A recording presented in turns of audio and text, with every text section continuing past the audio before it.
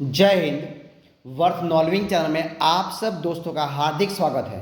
देखते हैं आज की वीडियो में टॉप 30 सामान्य ज्ञान के प्रश्न और उसके उत्तर।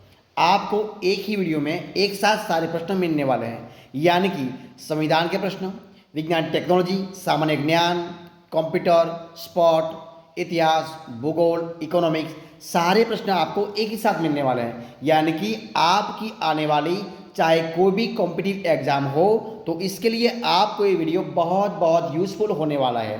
तो आप इस वीडियो को अंत तक जरूर देखना। हमारा इस वीडियो का जो पार्ट है, जो भाग है, वो है 73 नंबर का।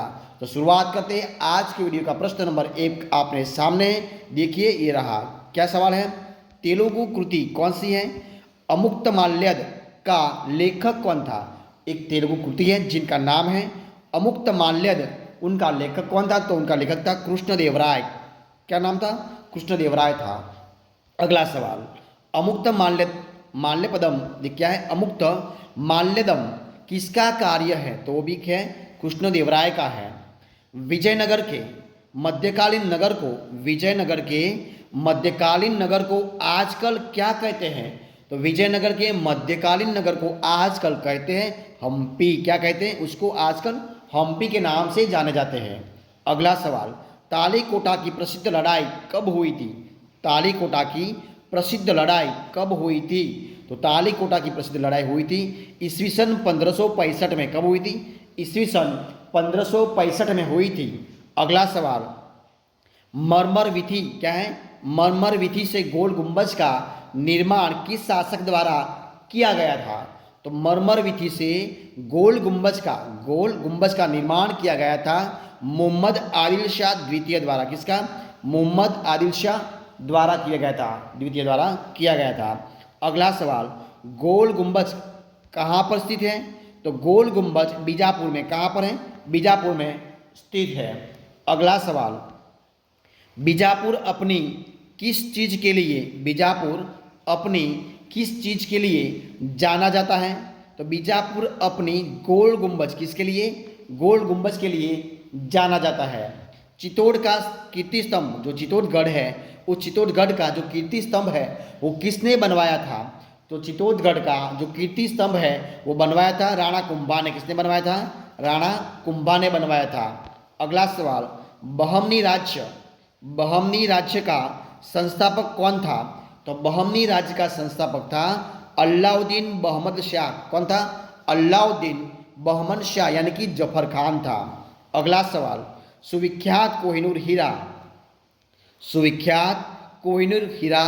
किस खान से निकाला गया था? तो सुविख्यात कोहिनूर हीरा जो गोलकुंडा की खान है, उस गोलकुंडा की खान से निकाला गया था। अगला सवाल देखिए, क्या सवाल है?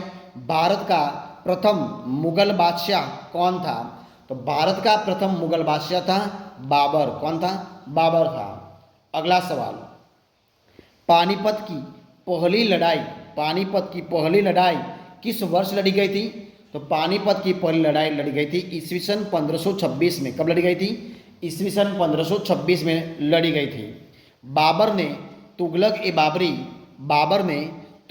बाबरी नामक अपने संस्मरण किस भाषा में लिखे थे?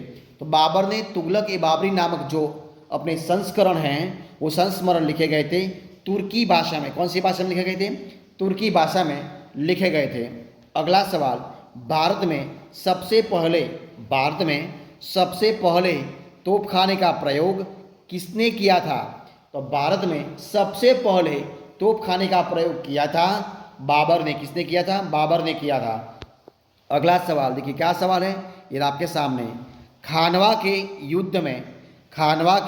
युद्ध में बाबर द्वारा पराजित किया जाने वाला राजपूत राजा कौन था? तो खानवा के युद्ध में बाबर द्वारा पराजित किया जाने वाला राजा यानी कि राजपूत राजा था राणा सांगा। कौन था? राणा सांगा था। अगला सवाल देखिए, क्या सवाल है? ये रहा है आपके सामने, बाबर की मृत्यु कहाँ हुई थी? तो बाबर की मृत्यु हुई थी आगरा में। कब हुई थी? आगरा में हुई थी। दिल्ली में पुराना किला का निर्माण किस शासक के शासनकाल में हुआ था? तो दिल्ली में पुराना किला का निर्माण हुआ था हुमायूं के शासनकाल में। किसके शासनकाल में हुआ था? हुमायूं के शासनकाल में हुआ था। पुराना किला किसने बनवाया था? तो जो पुराना किला है वो पुराना किला बनवाया था शेरशाह ने। किसने बनवाया था? शेरशाह ने बनवाया था। अगला सवाल, ईस्वी सन 1540 में, ईस्वी सन 1540 में किस युद्ध के पश्चात हुमायूं को हिंदुस्तान से बाहर कर दिया गया था? तो ईस्वी सन 1540 में जो कनौज का युद्ध हुआ, उस कनौज के युद्ध के पश्चात हुमायूं को हिंदुस्तान से बाहर कर दिया गया था। अगला सवाल, हुमायूं को किस लड़ाई में पराजय के बाद भारत से भागना पड़ा था? तो हुमायूं को जो कनौज की युद्ध लड़ाई हुई, उस कनौज की लड़ाई के पराजय के बाद भारत से भागना पड़ा था। अगला सवाल, कनौज का युद्ध किस वर्ष में लड़ा गया था? तो कनौज का युद्ध लड़ा गया था ईस्वी सन 1540 में। कब लड़ा गया था? ईस्वी सन 1540 में लड़ा गया था कनौज का युद्ध। अगला सवाल, दिल्ली में हुमायूं का मकबरा किसने बनवाया था? तो दिल्ली में हुमायूं का मकबरा बनवाया था हाजी बेगम ने। किसने बनवाया था? हाजी बेगम ने। अगला सवाल, मेघावी राजस्व अधिकारी टोडरमल ने किसके अधीन सेवा की थी? तो मेघावी राजस्व अधिकारी टोडरमल, उन्होंने जो शेरशाह है उस शेरशाह के अधीन सेवा की थी। अगला सवाल, कलानौर कौन है? कलानौर में राज्याभिषेक के समय अकबर की आयु कितनी थी? तो कलानौर में राज्याभिषेक के समय अकबर की आयु थी 15 वर्ष। कितनी थी? 15 वर्ष थी। अगला सवाल, महाभारत का फारसी में अनुवाद किसने किया था? तो महाभारत का फारसी में अनुवाद किया था बदायूं ने। किसने किया था? बदायूं ने। अगला सवाल, रामायण का अनुवाद फारसी भाषा में किसने किया था? तो रामायण का अनुवाद भी फारसी भाषा में किया था बदायूं ने। किसने किया था? बदायूं ने। अगला सवाल, अकबर ने पंचमहल का निर्माण जो खंभों के लिए विख्यात है वो कहाँ है? अकबर ने जो पंचमहल का निर्माण किया था जो खंभों के लिए विख्यात है वो है फतेहपुर सीकरी में। कहाँ पर है? फतेहपुर सीकरी में है। अगला सवाल देखिए क्या सवाल है, वह प्रसिद्ध जैन विद्वान कौन था जिसका अकबर बहुत सम्मान करता था? तो वह प्रसिद्ध जैन विद्वान है हरि और विजय। कौन है? हरि और विजय हैं जिनका अकबर बहुत सम्मान करता था। अगला सवाल, दीन इलाही कौन सा है? दीन इलाही बनाने का मूल्य उद्देश्य क्या था? तो दीन इलाही बनाने का मूल उद्देश्य था विश्व बंधुत्व। क्या था? विश्व बंधुत्व। और आज का इस वीडियो का लास्ट सवाल, आईने अकबरी एक पुस्तक है, उस पुस्तक के लेखक कौन है? तो उसके लेखक है अबुल फजल। कौन है?